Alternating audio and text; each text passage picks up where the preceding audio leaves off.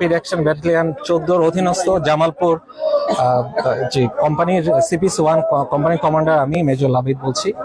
আপনারা জানেন অত্র এলাকায় বাজারের দ্রব্যমূল্যের ঊর্ধ্বগতি নিয়ন্ত্রণ, টিসিবির পণ্য সঠিকভাবে সেটা বিতরণ হচ্ছে কিনা সেটা নজরদারি এবং সর্বোপরি বাজার মান নিয়ন্ত্রণের জন্য আইন শৃঙ্খলা বাহিনীর সদস্য হিসেবে RAF 14 FCPC জামালপুরস্থ CPC-1 কোম্পানি সংশ্লিষ্ট ভোক্তা অধিদপ্তরের সংশ্লিষ্ট ব্যক্তিবর্গদের সাথে নিয়মিত অত্র এলাকায় বিভিন্ন নজরদারি কার্যক্রম পরিচালনা করে আসছে। তারই প্রেক্ষিতে আজও একটি তথ্যের ভিত্তিতে আমরা এই 11 ওয়ার্ডের অধীন বাগেরহাটার এই নামক স্থানে একটি নজরদারি কার্যক্রম নিয়মিতভাবে পরিচালনা করছিলাম।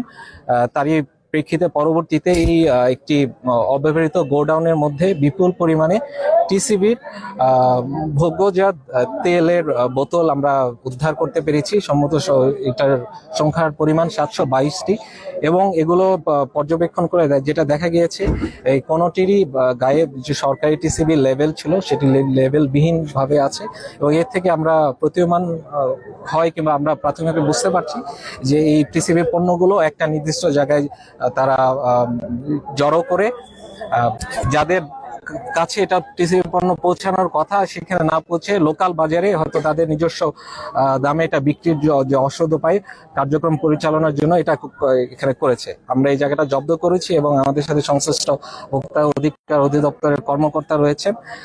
তাই এর পরবর্তীতে এই সংশ্লিষ্ট ব্যক্তি হিসেবে উনি শাস্তিমূলক কার্যক্রমটা পরিচালনা করবেন।